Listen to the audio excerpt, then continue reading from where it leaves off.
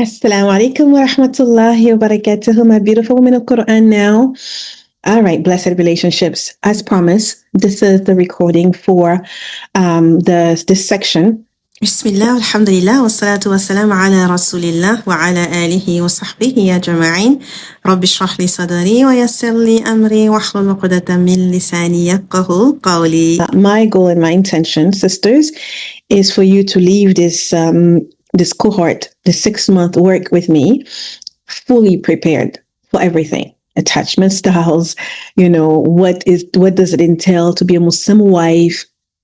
Understanding what Allah expects from you, understanding what is marriage in Islam. So the foundation that we covered, right, in the first month and a half. Understanding your triggers, understanding your wounds, healing from those wounds, understanding that you do matter. And if you do not fill up your own cup, it's going to be hard for you to pour into other people, your loved ones.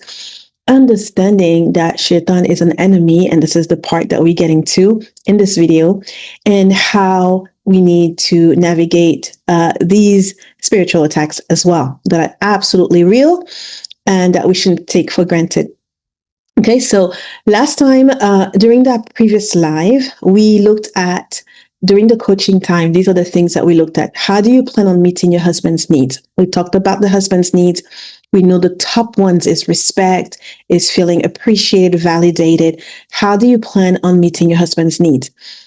How was it for you? What is it that you did differently? That's very important. What is it that you did differently to feel this, to answer this question? So what does it look like for you practically? How will I validate the wins Allah facilitated for me? So instead of always looking for validation from others, how do you validate yourself? By being grateful to Allah for the wins that, for the things that you've been doing. Because at the end of the day, remember this statement, La hawla wa la quwwata illa billah. It's a very deep statement. You could hear it.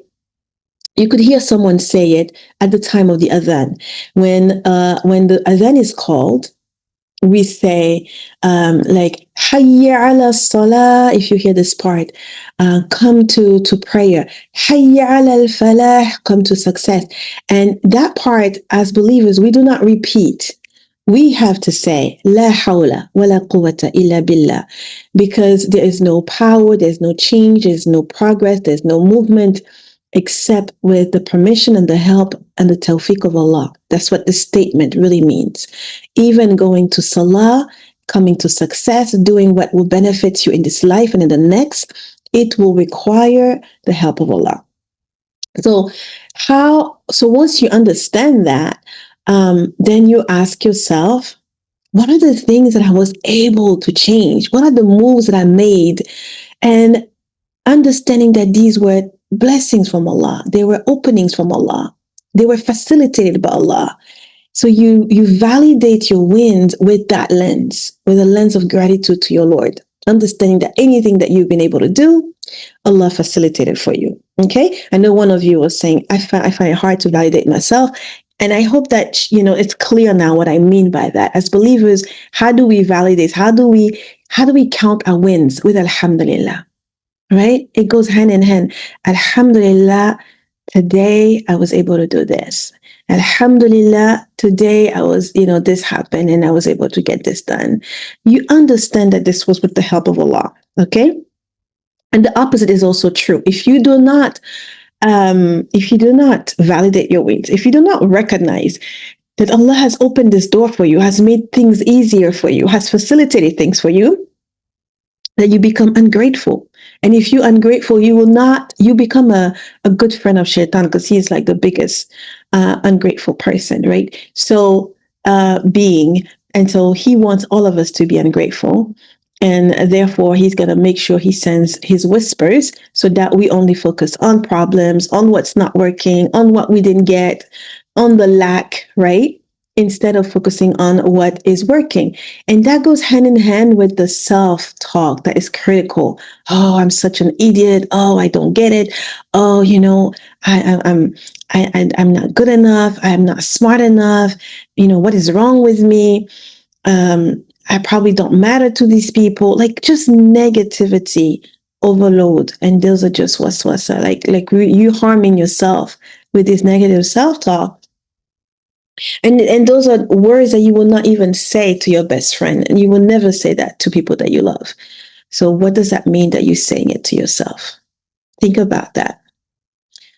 When will I start reprogramming wrong stories about my life? So we talked about conscious mind and subconscious mind. Conscious mind will tell you it doesn't make sense to label ourselves this way. That sounds really bad. But then subconscious mind is like, well, that's what we've been used to doing, and that's what we're going to keep doing because that's our default. Default is hard to change. You have to reprogram it. And I mentioned to you how to do that.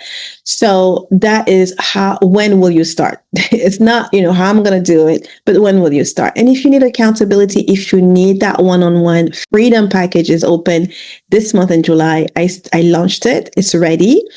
It just message me for schedule slots, whatever I have available. If there's a slot available, then we can book it.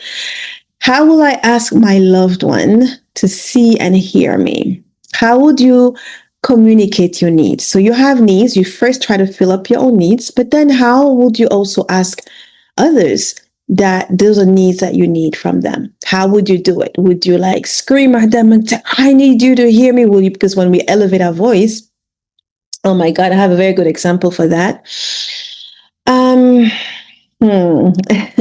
Okay, very good example for that. One of the clients that I have, she does Qur'an plus coaching with me, Mariam Plan. And she was telling me, I asked her, and she's really young. Her mom, mashallah, her mom wanted her to have coaching because she has a temper issue. I really believe she's fearful avoidant, but I think she doesn't want to tell me. So she's telling me that she's secure, but she does not check on any of the secure things. She really checks very strongly as fearful avoidant. But anyway, she said to me that she went on a vacation with her friends. And I said, okay, so what was your dominant emotion? I was thinking she was going to say, oh, gratitude, fun, happy. But she said, anger. Again, I said, she has this pattern of anger. And she said anger, frustration, and overwhelm. And I said, okay, that's not really what we want our vacation to feel like. So what happened? So she breaks it down to me. And then she said, yeah, and it was late and we start screaming at each other. And I said to her, do you realize that screaming may not be the best way to communicate your needs or communicate what you're going through? She said, yeah, I know. I'm pretty self-aware, but I just really wanted them to know how angry I was. I said, yes. So because people who scream a lot, when they were children, many times, they were having temper tantrums that was always attended to. So they associated temper tantrums with getting what I need. Temper tantrum gives me what I need. So if I make a scene, people will rush and give me what I want. And so because that's a program, this is what they will resort to whenever they want to communicate a need and they want to have a need met.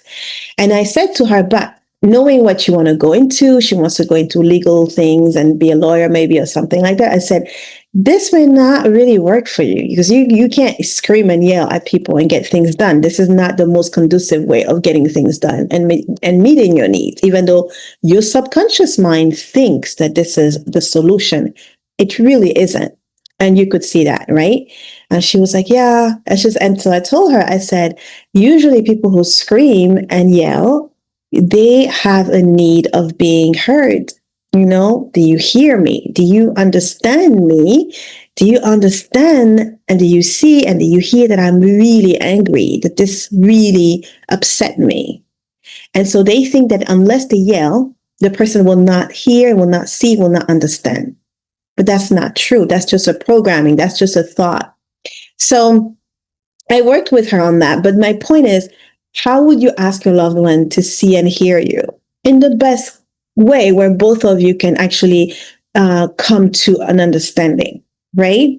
Same thing with, for instance, You guys have different approaches to religion. You are very much into your deen, and then your spouse is not at that level. And then, something comes up and you don't understand one another, and there's a conflict in communication and things how would you ask your loved one to see and hear you?